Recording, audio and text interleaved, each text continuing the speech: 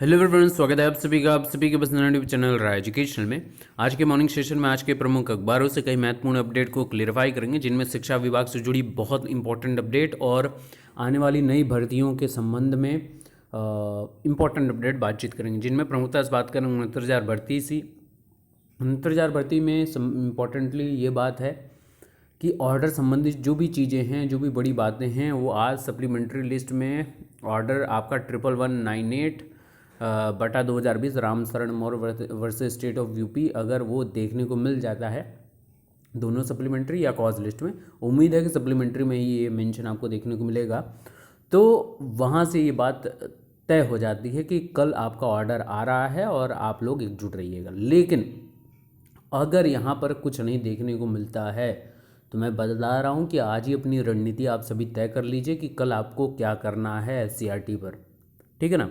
बाकी संशोधन से रिलेटेड भी यही बात मैं कहूँगा कि जितने मित्र संशोधन से रिलेटेड हैं वो सभी ऑर्डर से संबंधित आज का दिन बहुत निर्णायक है, इसलिए मैं बहुत दिनों से इसीलिए इंपॉर्टेंटली बोल रहा हूँ। कल भी मैंने ये बात बोली है कि 5 तारीख की देर शाम तक, जब तक सप्लीमेंट्री कॉज लिस्ट नहीं आ जाती है तब तक वेट करना इंपॉर्टेंट है, लेकिन अपनी एकजुटता बनाए रखिए, क्योंकि ऑर्डर आने के बाद भी आपको अपनी एकजुटता दिखानी पड़ेगी एससीईआरटी पर जल्द से जल्द भर्ती प्रक्रिया का जीओ और कार्यक्रम, काउंसलिंग कार्यक्रम घोषित करने के लिए। तो ये इंपॉर्टेंट बात है, जितनी तीव्र गति से हो सकता है उतनी तीव्र गति से।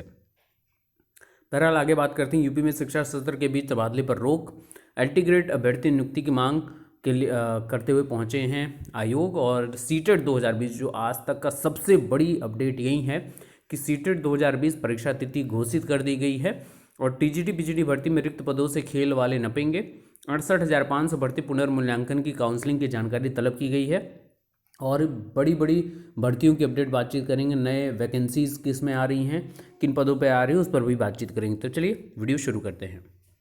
तो बात शुरू करते हैं सीटेट 2020 की परीक्षा तिथि से। आपके केंद्रीय मंत्री और आपके MHRD minister doctor Ramesh Shankar Pokhriyal Nishank ji ने कोविड-19 को दृष्टिगत रखते हुए ट्वीट किया है कि सीबीएसई इंडिया द्वारा आयोजित प्रतिष्ठित सीटीटी परीक्षा अब 31 जनवरी 2021 को आयोजित की जाएगी और अभ्यर्थियों की सुविधा के लिए 23 और शहरों में नए परीक्षा केंद्र बनाए गए हैं तथा परीक्षार्थियों को परीक्षा केंद्र के स्थान के विकल्प में सुधार का अवसर भी दिया गया है। तो जिन मित्रों ने सीटीटी जो 5 जुलाई को होने वाला था उसके लिए आवेदन कर लिया है, उनको पुनः यह सूचित किया जाता है कि आप पुनः अपने सेंटर्स को चेंज कर सकते हैं। अपने पास के सेंटर, कोविड की हालत को देखते हुए 23 और नए सेंटर बनाए गए हैं 23 शहरों में। तो ये आपके लिए अच्छी बात है कि अगर आपका सेंटर कहीं और आपको मिलने वाला था, अलॉट होने वाला था, तो अब आप अपने आसपास के शहर में भी अप्लाई कर सकते हैं पुनर्संशोधित सेंटर के लिए। तो ये आपके लिए अच्छी बात है। और फिर से बोल दूं कि 31 जनवरी 2021 को आपकी ये परीक्षा होगी। तो आपके पास समुचित लगभग 3 माह हैं, आपके पास 3 महीने हैं और अपनी कमर कस लीजिए, क्योंकि डेट अनाउंस हो गई है ऑफिशियली। अब यहाँ पर आपकी एग्ज़ाम होगा और जिस प्रकार से सीटीटी को वैलिडेट करने के लिए उसके वैलिडिटी पीरियड को 7 वर्ष से अनलिमिटेड करने की बात की जा रही है, तो ये परीक्षा इस दृष्टिकोण से बहुत मायने रखने वाली है आप सभी के लिए कि एक बार परीक्षा पास कर लीजिए और फिर बेफिक्र होकर आने वाली भर्तियों की तैयारी कीजिए, न कि सीटेट परीक्षा की। ये आपके लिए बहुत अच्छी अपडेट है। बात की जाए अगली शिक्षक भर्तियों से रिलेटेड तबादले की, तो उत्तर प्रदेश में शिक्षा सत्र के बीच अध्यापकों के तबादलों पर रोक। विश्व शिक्षा परिषद के प्राथमिक एवं उच्च प्राथमिक विद्यालयों में कार्यरत अध्यापकों के अंतर जिला तबादले के मामले में इलाहाबाद हाईकोर्ट ने दिशा निर्देश जारी कर दिया। कोर्ट ने कहा है कि शिक्षा सत्र के बीच में कोई तबादला नहीं किया जाएगा। सरकार को इसका पालन करते हुए कार्रवाई करने का निर्देश दिया है। कोर्ट ने साफ कहा है कि नियुक्ति नियम और तबादला अपवाद। सरकार को शर्तें लगाने का पूरा अधिकार है। किसी भी अध्यापक को तबादले का अधिकार नहीं है और यह सरकार की तबादला नीति की शर्तों पर निर्भर है। दिव्या गोस्वामी सहित दर्जनों याचिकाओं पर 44 पृष्ठ के विस्तृत फैसले में न्यायमूर्ति अजीत कुमार ने कहा कि प्रत्येक अध्यापक को अंतर जिला तबादला के लिए एक ही अवसर दिया जाएगा। केवल उस अध्यापिका को दूसरा अवसर मिलेगा जिसने नियुक्ति के बाद शादी की है। वहीं शादीशुदा अध्यापिकाओं को एक बार ही तबादले का विकल्प मिलेगा। कोर्ट ने कहा है कि उन अध्यापकों को भी तबादले का दूसरा अवसर मिलेगा जो गंभीर रूप से बीमार होंगे और उन्हें तत्काल इलाज की जरूरत होगी। शारीरिक रूप से अक्षम अध्यापक को भी एक अवसर ही दिया जाएगा। सेना या अर्धसैनिक बलों में तैनात होने वालों के माता पिता के सहारे के लिए उनकी अध्यापक पत्नियों को दूसरा अवसर मिलेगा। तो ये बड़ी बात कही है कोर्ट ने, और कोर्ट ने कहा है कि नियुक्ति के समय अध्यापकों को 5 साल व अध्यापिकाओं को 2 साल पिछड़े ग्रामीण क्षेत्रों में रहना अनिवार्य है। इस अवधि में किसी का तबादला नहीं किया जा सकेगा। विशेष स्थिति में ही केवल अध्यापिकाओं को छूट मिलेगी। ये बहुत बड़ी बात कही है कि 2 वर्ष आपको अध्यापकों को 5 साल व अध्यापिकाओं को 2 वर्ष पिछड़े ग्रामीण इलाकों में रहना अनिवार्य कर दिया है आपके हाईकोर्ट ने। माननीय हाईकोर्ट की बड़ी अपडेट यहाँ से है। और अब शिक्षा सत्र के बीच में आप तबादला नहीं कर सकते, ये भी बड़ी बात है। तो कहीं ना कहीं अब इस पर ही प्रदेश सरकार आगे कार्य करेगी। और जो लोग असक्षम हैं, काफ़ी गंभीर बीमारियों से जूझ रहे हैं, उनके लिए तो यहाँ पर कह सकते हैं कि एक अवसर मिला है। और उन अध्यापिकाओं को, उन बहनों को भी अवसर मिला है जो नियुक्ति के बाद जिनकी शादियां हुई हैं उनके तबादले के लिए। तो ये बड़ी अपडेट यहाँ से निकल कर आ रही है। बात करें एलटी ग्रेड की, तो एलटी ग्रेड से रिलेटेड लोक सेवा आयोग पर नियुक्ति की मांग को लेकर ज्ञापन देने पहुंचे एलटी ग्रेड के अभ्यर्थी, और रोकी गई फाइलों के निस्तारण की मांग की गई है। उत्तर प्रदेश लोक सेवा आयोग की एलटी ग्रेड शिक्षक भर्ती परीक्षा में चयनित अभ्यर्थियों ने औपबंधिक रूप से रोकी गई फाइलों के निस्तारण की मांग को लेकर आयोग पर प्रदर्शन किया। प्रतियोगी छात्र मोर्चा के विक्की खान के नेतृत्व में छात्रों ने लोक सेवा आयोग के उप सचिव पुष्कर श्रीवास्तव को ज्ञापन सौंपा। आयोग को सौंपे ज्ञापन में अंतिम रूप से चयनित परंतु औपबंधिक रूप से रोकी गई फाइलों के निस्तारण करने एवं इंटर में संस्कृत न होने के कारण हिंदी विषय में चयनित अभ्यर्थियों पर भी निर्णय लेने की मांग की गई है। वहीं टीजीटी प्रवक्ता के पदों पर ज्वाइनिंग नहीं होने पर सीएम को पत्र लिखा गया है। उत्तर प्रदेश माध्यमिक शिक्षा सेवा चयन बोर्ड की ओर से टीजीटी प्रवक्ता भर्ती 2016 के चयनित अभ्यर्थियों को पदभार ग्रहण नहीं कराने की शिकायत मुख्यमंत्री के पास पहुंच गई है। चयन बोर्ड से संस्था आवंटन के 3 महीने बाद भी पदभार ग्रहण नहीं होने पर सुलेमपुर के सांसद रविंदर कुशवाहा, सलेमपुर देवरिया से विधायक काली प्रसाद एवं बरेली के विधायक राजेश कुमार मिश्र, पप्पू भरतौल ने पत्र लिखकर चयनित शिक्षकों की समस्या बताई है।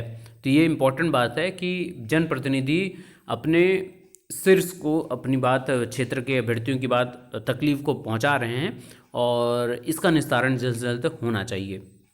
बात करते हैं अगली 68,500 शिक्षक भर्ती में पुनर्मूल्यांकन में चयनित अभ्यर्थियों की काउंसलिंग पर जानकारी तलब की गई है। इलाहाबाद हाईकोर्ट ने 68,500 सहायक अध्यापक भर्ती में पुनर्मूल्यांकन के बाद जारी पुनरीक्षित चयन सूची में शामिल अभ्यर्थियों की काउंसलिंग कराने के मामले में प्रमुख सचिव बेसिक शिक्षा से जानकारी मांगी है।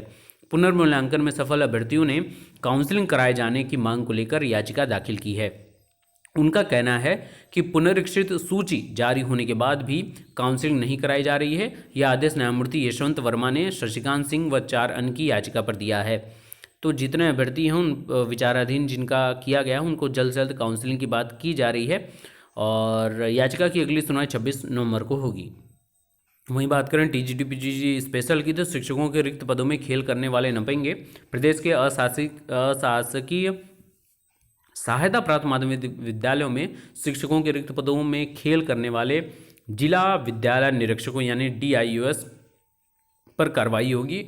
उत्तर प्रदेश माध्यमिक शिक्षा सेवा चयन बोर्ड के अध्यक्ष वीरेश कुमार प्रशिक्षित स्नातक यानी टीजीटी और पीजीटी 2016 के चयनित शिक्षकों के स्कूल आवंटन के बावजूद कार्यभार ग्रहण नहीं कराए जाने को लेकर काफ़ी गंभीर है और जो इसमें खेल चल रहे हैं उन खेलों के ऊपर जो भी अधिकारी यानी जो भी DIUS संलिप्त पाए जाएंगे उन पर तत्काल और कड़ी कार्रवाई की जाएगी।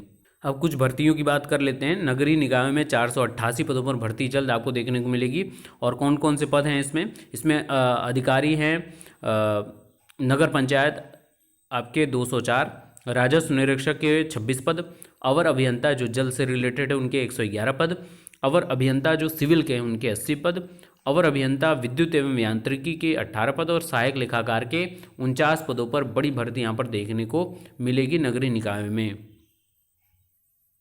तो इतनी कड़ी परीक्षाओं की बात, इतनी कड़ी दिशा निर्देश शासनादेश के बाद भी BSA के निरीक्षण में 2 शिक्षक अनुपस्थित मिले, वेतन काटने का निर्देश। ये प्रयागराज से रिलेटेड खबर है और प्रत्येक जिले में मैक्सिमम जगह आपको देखने को मिलता ही होगा। हालांकि इन सभी चीज़ों में कार्रवाई तत्काल प्रभाव से की जा रही है, उसका फ़र्क पड़ा है नहीं पड़ा है ये न्यूज़पेपर से आप खुद ही देख सकते हैं कि बीएससी एवं जिला कार्यक्रम अधिकारी ने संयुक्त रूप से बुधवार को मेजा क्षेत्र के 5 विद्यालयों का निरीक्षण किया। निरीक्षण में मेजा के प्राथमिक विद्यालय मेंढरा में 2 सहायक अध्यापक अनुपस्थित मिले। बीएससी ने बिना सूचना अनुपस्थित रहने पर दोनों शिक्षकों का अनुपस्थित दिवस का वेतन रोकने का आदेश दिया है। और बीएससी ने मेजा में के प्राथमिक विद्यालय में भी ऐसे कई जगह पर आपके शिक्षकों को अनुपस्थित देखा है। तो देखिए आप ये समय भले कोविड जैसे कार्यों में आपको देखने को नहीं मिल रहा हो कार्यक्रमों के अंतर्गत कि शिक्षण कार्य चल रहा है, हालांकि इन सभी चीज़ों के बीच में अगर कोविड जैसे हालात हैं तो शिक्षकों को न सिर्फ विद्यालय पर बैठाकर 9 से 3 का समय पास किया जाए, वरन उनको एक शैक्षिक सत्र के अंतर्गत उनको दिशा निर्देश कार्यक्रम, ट्रेनिंग कैंप कुछ ऑर्गेनाइज करके कुछ ना कुछ शिक्षण संबंधी कार्य को चलाते रहना चाहिए। चाहे बीआरसी पर संकुल प्रभारियों को, एबीएसए को, बीओ जो भी हैं, सबको ये दिशा निर्देश जारी करना चाहिए ताकि शिक्षक भी संलिप्त रहें कुछ ना कुछ शिक्षण कार्य में, कुछ ना कुछ नया सीखने में, ताकि वो भी कुछ नए गुणधर्मों को लेकर नए शैक्षिक सत्र से अभ्यर्थियों में कुछ नया दे सकें। बाकी के लेटेस्ट अपडेट के लिए बने रहिए। Best of luck. Thank you so much.